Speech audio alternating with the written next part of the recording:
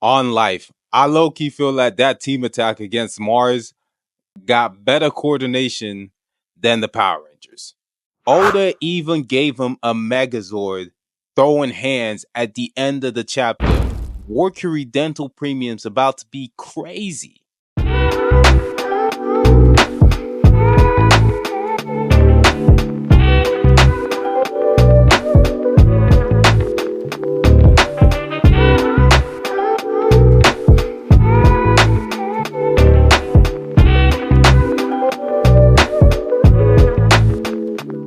The Gorosei seem to be invincible at this point in the story. Well, alright, that's a bit of a stretch. Luffy really out here showing that he's just not all brain and no brawn. Okay, I mean he's no brain and all brawn. That Team Rocket launchpad idea was actually kind of genius. But then again, he was the same genius that did tell everybody to launch their best attacks against him in order to launch Mars into space. And I'm pretty sure over the course of these thoughts, he didn't actually think they were actually going to use hockey. But yeah, that Luffy versus Mars. Let's get into it.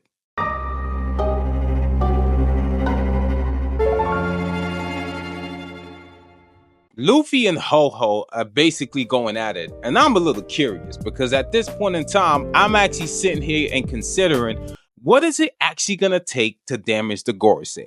I don't really think it's a matter of strength. I think it's more of a strategic approach. Like when you look back at previous fights, for example, like Zoro versus King. Zoro's advanced conqueror's haki didn't even overwhelm King. It wasn't really a matter of strength. It was really a matter of exploiting King's weakness. And at that point, Zoro had pretty much accessed his quick time event. Woo, feeling good! And dude's life points just went from hero to 0.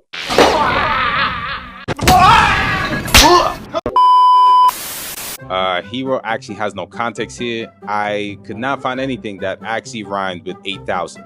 So, yeah. Ho-Ho is cooking Nika, and like literally, he's actually on fire. Luffy's observation retrospectively on his previous fights, despite his character trait being consistently dumb, moronic, intellectually challenged, stupid, academically incompetent, he's actually very battle smart when you think about it. Smart enough to the point where if Luffy fights you long enough, he will find a way to take you out. Luffy's genius plan was really to launch himself into Mars. So translation, it would be a human slingshot. But prior to looking to the visuals, I kind of thought it was a bit of a human soccer ball type situation. Evidently, I clearly need to get my eyes checked, and I do have an appointment next week. Monday. But he does actually grab onto Ho-Ho's wings, so those thoughts have actually been thrown out the window, along with the appointment that I intend to go to.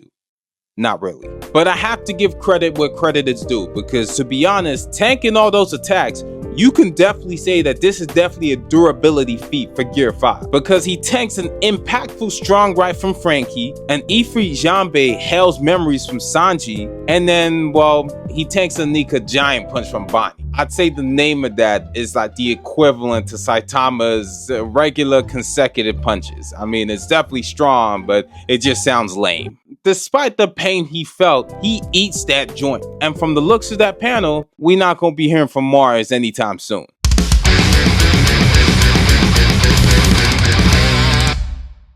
Emmeth got that Kaido strongman strength. All hands, all smoke, baby. Joy Boy's right hand, best friend, connoisseur, side piece, lover, ex-lover.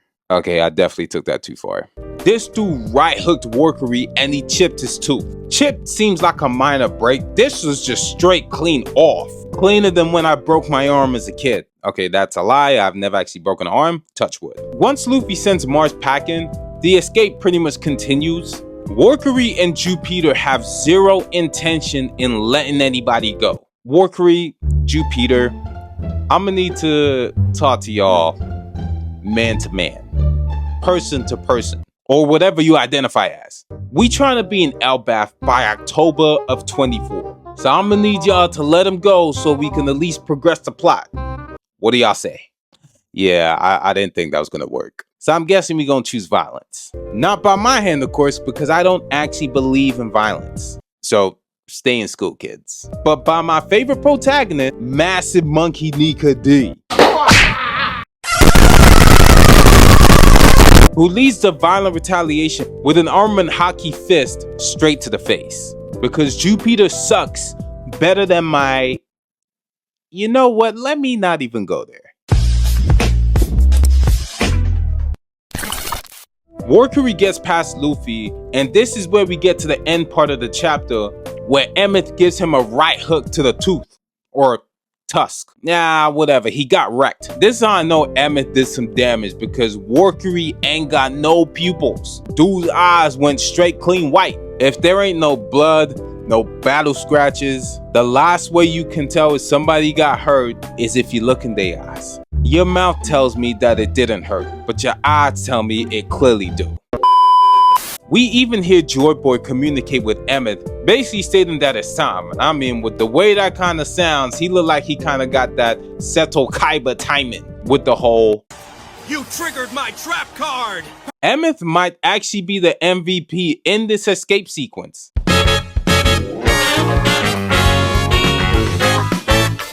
I'm still riding this train, and I don't plan to hop off anytime soon. Yeah. Watching this bag.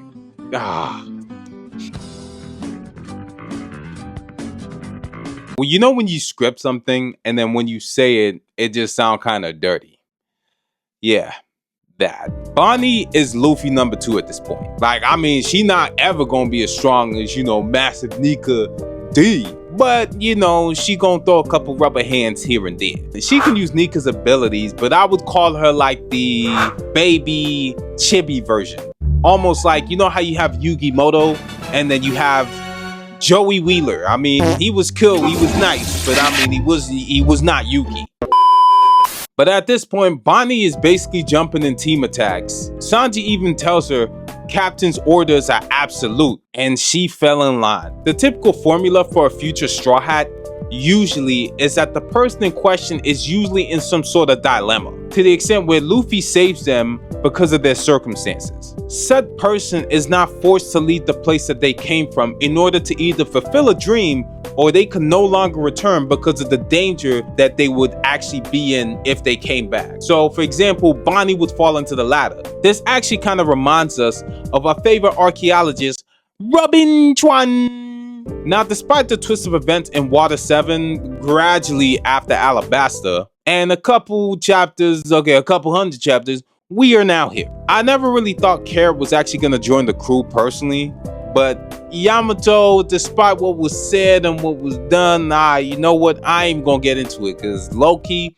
emotionally, I'm still not over it. Like, I can see why she never joined the crew, but that don't mean I gotta actually like it. Bonnie runs the Seraphim, beings who were created to stand at the top of the biological evolutionary chain, and can basically use Dollar Tree versions of Nika's abilities. Now, let's keep it a whole bucket. She will never ever be as strong as Monkey D. Argue with a wall. The Gorosei hate Nika. I'm pretty sure they hate Bonnie also. Translation, if they leave that girl alone, she gonna come up missing. She's definitely gonna join the crew.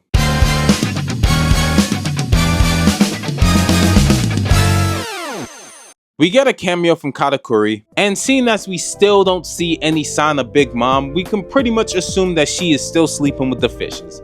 Pun intended. The transmission briefly goes on, with Vegapunk basically stating, like, look, well, I mean, there's those who are suffering, but I'm gonna keep it a buck with y'all. I mean, I'm with y'all, but I'm not with y'all, so if you know what I'm saying, you know what I'm saying.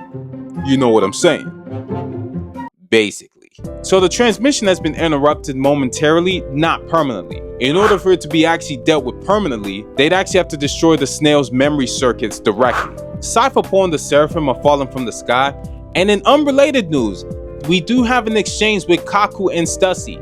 Kaku trying to act tough, like, you know, I know you betrayed us, but I mean, it didn't hurt. He definitely fight in tears, like 100%. He lets her go, but it's really in the sense of like, I mean, look, I feel some type of way. I mean, I'm not gonna tell you I feel some type of way, but it's to the extent where if Lucci come here and whatnot, I mean, he gonna turn you into a donut. So It's either I let you go or you gonna get glazed next.